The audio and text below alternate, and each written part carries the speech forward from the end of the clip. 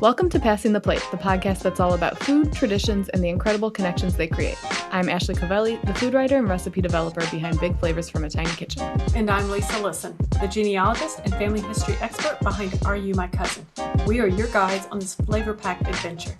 We're not just talking about recipes. We're diving into family history, exploring new cultures, and preserving favorite recipes for future generations. In short, we're celebrating the stories and tastes that come with every bite. So grab a seat at the table and let's head out on a journey of flavor, tradition, and connection. This is Passing the Plate, where every episode is a feast for the senses and a celebration of togetherness.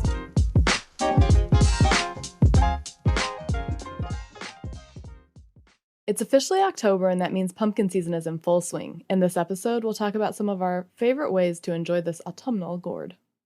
You know, Starbucks started selling their pumpkin spice lattes back in August.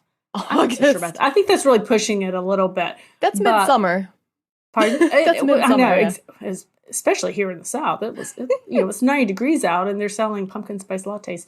But they did have the pumpkin spice cold brew. I did see they were selling some of the pumpkin spice cold brew concentrates out, which I haven't tried. I'm sort of interested in trying that, but I haven't tried it yet. So it's toward the end of September here, and it was 85 over the weekend. So summer is just going on and on. I feel like this year. I don't really drink like pumpkin spice things often. They're usually super sweet, but my local coffee shop does make their own pumpkin spice syrup and like homemade, and it's delicious. But my friend Susie over at We Are Not Martha, she's got a ton of Starbucks copycat recipes on her site, and I went over to look and see like what pumpkin things she had so I can share a link in the show notes. And she does have one for an iced pumpkin cream chai tea latte that sounds awesome. So I might have to check that out. And then like leaning away from the beverages, I have a copycat pumpkin scone that's really good. And I'll link that in the show notes too, because I feel like, you can choose how you want to consume your pumpkins. It doesn't have to be a crazy over-the-top sweet beverage unless you're into that, and by all means, go for it. I love that. So I actually, true confession here, as much as I love coffee, I am not a big pumpkin spice latte or pumpkin spice coffee type person. And I think it is. I absolutely love the spice blend. I just don't necessarily like it paired with coffee. And I honestly, I think it probably has more to do with I'm not really crazy about the cinnamon flavor in my coffee. Interesting. I have tried other types of drinks, coffee drinks, whether it's latte or whether it was like a cold brew that had the cinnamon kind of or cinnamon in it. And it just wasn't my favorite. So I love cinnamon, I love coffee. I just don't necessarily love them together. So I think that's probably why I don't tend to get all excited about the pumpkin spice lattes, with the exception of it signifies that fall is coming. Right. That we will eventually get out of the oppressive heat that we might be in August. So, so it's kind of like a changing of a season. So it's not that I necessarily like the flavor per se, but I am willing to try that pumpkin cream cold brew your friend has. That just for, scientific and research purposes, just so you know. Yeah. Well, and she like first day a drink is released, she is trying it and she is like testing it to make it so that you can make them at home. Pretty cool. 'Cause those things are expensive. They're not cheap. I do like trying these things at home, but I like to experiment in the kitchen. I think it's your influence on me, Ashley. It's really coming through.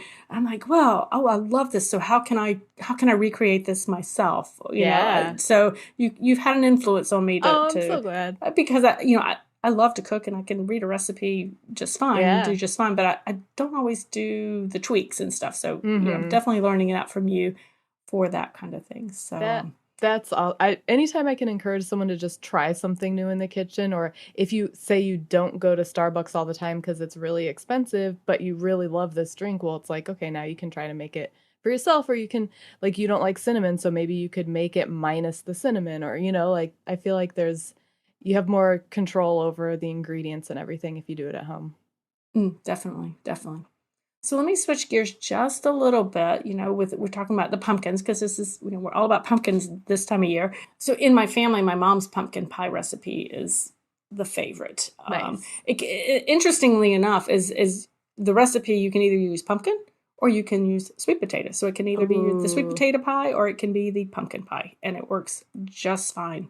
However they do it Do you just with that. substitute the same amount of pumpkin puree for sweet potato, like mashed sweet potato? Pretty much that does it. Oh, I And love that. I love sweet potato pie. Like I you know, like pumpkin pie, but I love sweet potato pie. here's an interesting thing too. While I love all the individual ingredients and I like pumpkin pie, it's not my favorite type of Mm-hmm. pumpkin pie. And I think for me, I typically prefer this time of year more the pies with nuts, so like a Mm. pecan pie kind of thing, Okay. as opposed to a straight um, custardy pie. I Right. like a little more crunch, I should say, Yeah. a little more texture in my pies. I find But the like pecan pies are really sweet. Like my husband loves them, but they're like so sweet. I mean, it's like corn syrup and stuff. right. Um, but so I do have a favorite, just like standard kind of pumpkin pie, with canned pumpkin and kind of like you were talking, like the custardy texture. But I also have one that's a triple chocolate pumpkin pie. I can't remember. We may have mentioned this before, and we all know. If you don't know, now you know. Lisa's quite the fan of chocolate. So, three types of chocolate. It's got like a graham cracker crust, and then you put some chopped chocolate on the warm crust so that it melts, and you spread it to kind of coat the inside. And then there's another type of melted chocolate in with the pumpkin mixture, and then there's a chocolate drizzle on top. It's the texture is similar, except the graham cracker crust to a standard pumpkin pie, and it's so good. I was leery the first time I was like, I don't know pumpkin and chocolate, but it works really well. Oh, I love it. I love the crust that you're talking about, and Mm. because it does give you that crunchier. Mm-hmm. That would be my Oh, you could maybe add some pecans to that. yeah, yeah. But even just trying. Oh, forgive me, mom, but I might try to take that pumpkin, like the filling part, because that's the Mm-hmm. part that people love so much. Yeah. Because it was just a store bought pie shell. I'll just say, Hey, nothing wrong with which are that. which are delicious. So it wasn't like she had a special recipe for the pie shell, but it'd be interesting to take that pecan crust or Mm-hmm. that Graham pumpkin cracker? pie crust, graham cracker crust that you're talking about, and then use her filling. Oh, ooh, I bet that would be really good. And see, like, I feel like that's what food is all about. It's taking things that you like and just like seeing if you can make a version that you like even more. And it's still got the spirit of the original in it. But yeah, there was also years ago I had tried like a pumpkin cheesecake. That was nice. You have like the swirls. It's, with the white and the orange, which was really pretty. But I will give caution when we're talking about pumpkin, um, the pumpkins in a can. Make sure you're buying canned pumpkin and not canned pumpkin pie mix, because both cans have a picture of a piece of pumpkin pie on it, because I feel like that's the most popular in the US thing to use canned pumpkin for. Um, if you're using canned pumpkin pie mix in something savory like my curried pumpkin soup, which is delicious, it can go very bad because it has additional like sweetness and spices in it. So just make sure you double check that. Um, That's almost a rite of passage, I think, for yeah. cooks who are using pumpkin at some point. Yep. I've, I think most of us have picked up the wrong can before. Oh yeah. I feel like it happens with yogurt too. It's like the vanilla and the plain look very similar, which is fine if you're doing like a breakfast parfait, but if you're doing like tzatziki, you don't want vanilla yogurt in there. Um, I did look up, for people who want to use actual pumpkins, because I know there's this whole thing with whether or not the pumpkin in the can is an actual pumpkin. Um, And Southern Living says for cooking, you want to use sugar pumpkins, also called pie or sweet pumpkins, which are small and round. Long Island cheese pumpkins, which are more oblong and can look like a wheel of cheese, are also good to eat. Field pumpkin types are larger, have watery, stringy flesh, and are best for decorating. So we'll link that article in the show notes if you want to learn more about the different types of pumpkins. But yeah, I've seen the pie pumpkins in the store for sure. Like they're kind of like round. They're like in between the size of like a volleyball and a baseball, so it's a little smaller than a volleyball. The ones that I've seen, and I even see them at not even just like the standard chain grocery stores. I was at a Latin market yesterday, and I saw them there too. So they are popular around the world. They are, and I mean they're certainly down in my part of the world quite easy to grow down in this area. I will say that the state fair here is coming up next month, and they always have the largest pumpkin contests, which are not the good eating They're Oh, those steel right. pumpkins they talk about, but it's always, let's see, what the largest pumpkin's going to be. It's usually somewhere around 1,000 pounds. It's really kind of a cool thing that we And do. do they do the thing where they have like guess the weight of the pumpkin and you win something? Whoever's closest wins. I don't know what you don't want to win 1,000 pound pumpkin. That's for sure. I think they still do. I don't remember if they do still do the guessing part of it, but they do have first, second, and third prizes for Hmm. the largest pumpkins. So it's a lot of fun to go see. There was a diner around here that every fall they would put a pumpkin in there, and if whoever guessed closest to the exact weight of that pumpkin won like $20 gift card or something to the restaurant, which was like it's a kind of fun thing for the It fall. is fun. That would be fun. Have you ever asked Grandma for one of her secret family recipes? We've all been there. You try to bake her signature dessert and it's a total flop. She swears she told you exactly what she does, a pinch of this and a dash of that, and bake till done. But what does that really mean? With the Passing the Plate video, webinar, and ebook bundle, we'll help you record recipes in a way that's easy to repeat at home. Learn to modernize favorite family recipes in a way that works for your lifestyle. And most importantly, preserve and share your culinary memories, recipes, and traditions with others. To learn more, head to passingtheplate.org/resources. So let me ask you a question about pumpkin seeds, because Mm. that's one of the things that, when we have and we cook with real pumpkins, or you can certainly buy seeds, that um, I've experimented with cooking with them. But I know when I go into the store, you see you look for pumpkin seeds, they're called pepitas in the store. Mm-hmm. Is that the same kind of thing as a pumpkin seed that, like, when I'm hollowing out that little sugar pumpkin or something that I would have? Mm-hmm. So I actually, when we were prepping for this episode, I double checked because you know how sometimes you're like, I know something, but then I'm like, but I'm gonna go on and talk about it. Let me make sure I actually know what I'm talking. Let me cross-reference my memory here. So I looked up. I actually saw a tip in Cooking Light, which I used to subscribe back like to the physical magazine years ago. Um, but my library has it digitally through Libby, so I've been loving going through the new issues of like Bon Appetit, Cooking Light, and they had a little section about pepitas, so it was like great timing. So they say pepitas come from a pumpkin variety that has no shell naturally, and the kernels are green.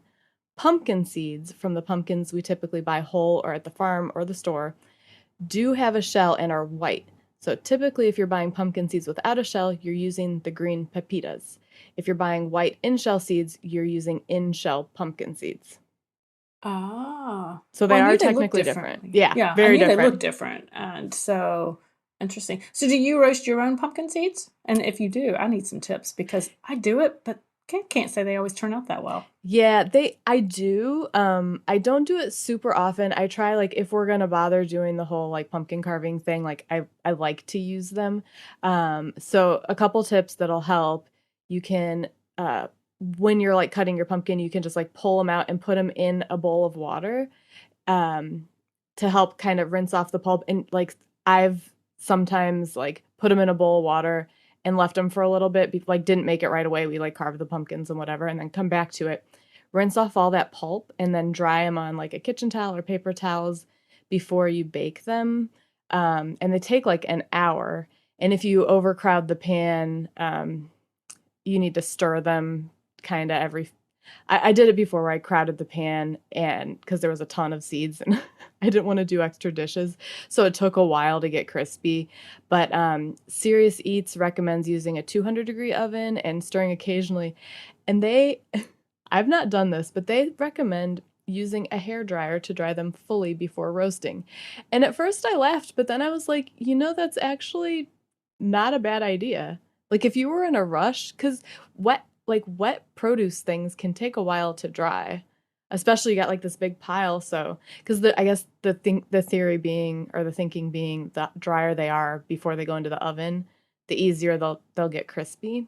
So, yeah, I guess I was surprised when you said it because I was thinking, oh, I understand the whole, washing them off and making sure they've got all the pulp off. And definitely, I think not having them fully dry when I roast is probably where I've been having issues. But I would never have thought the hair dry. I would have thought just laying them out and letting them sit until they dried.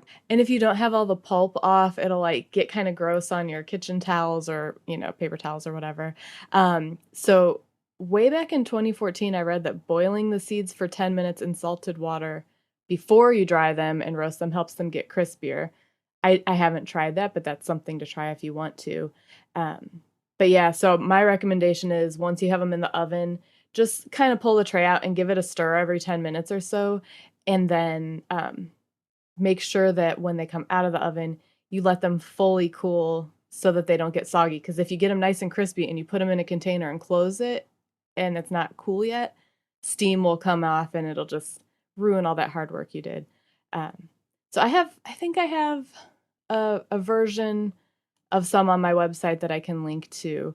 But yeah, it's definitely, you can have fun with the flavors. You can do different spice blends. I know we had a whole episode about spice blends. You could do sweet or savory. They're great for on top of salads and stuff. So there's a lot of things that you could do with them, or just snacking, So I think they're delicious for snacking too. I did not realize perhaps how labor intensive to get a good one it really is, because I think, as I've just, through the years, you think, oh, I've got the pumpkin seed, I should do something with them. And you just kind of do the best you can, but not realizing that, this really actually does, I don't know if labor intensive is the right word as much as it's time consuming. There's a lot of wait time in between things. And I think sometimes maybe we're not waiting long enough. Right. I feel like that's a note on like society in general, though. Like we have a hard time waiting these days because there's so much like instant gratification out there. But like if you spend the time, not much hands-on time, but if you spend the time to do something like this, like maybe it'll feel a little more enjoyable because you did spend the time on it and put the work into it. I agree. I think that's a really good point. Find the show notes and links to the recipes and products mentioned in this episode at passingtheplate.org/38. That's a wrap on this episode of Passing the Plate. We hope you enjoyed our journey into the world of food, traditions, and the amazing connections they create. It's been a pleasure sharing these stories and flavors with you. Remember, food is more than just sustenance. It's a way to connect with our past, present, and future. So keep sharing your meals, keep passing those plates, and keep creating memories that will last a lifetime. Head to passingtheplate.org/podcast for show notes.